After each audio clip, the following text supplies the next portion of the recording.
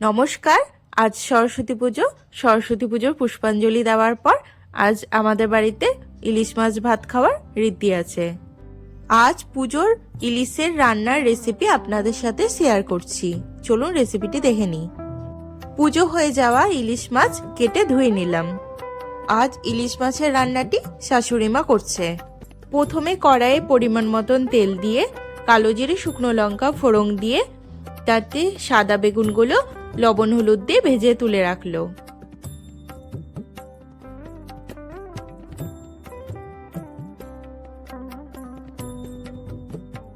সেই তেলে টুকরো করে কেটে রাখা আলুগুলো ছেড়ে দিল, দিয়ে একটু ভেজে নিল। তারপর দিয়ে দিল সাদা শিম, দিয়ে আবারও নেড়ে ছেড়ে নিল। দিয়ে দিল কুমড়োর ডগা, লবণ হলুদ দিয়ে লাল লাল করে ভেজে নিল।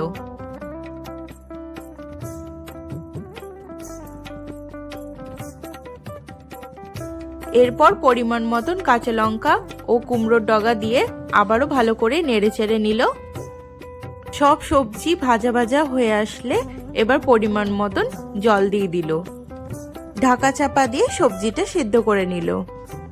সব সবজিগুলো সিদ্ধ হয়ে আসার পর ফুটন্ত জলের মধ্যে ইলিশ মাছগুলো এক এক করে ছেড়ে দিল।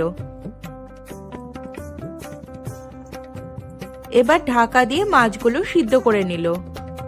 নামানোর আগে কাঁচা লঙ্কা ও কাঁচা সর্ষের তেল ছড়িয়ে দিয়ে তৈরি হয়ে গেল সরস্বতী পুজোর ইলিশ মাছের রেসিপি।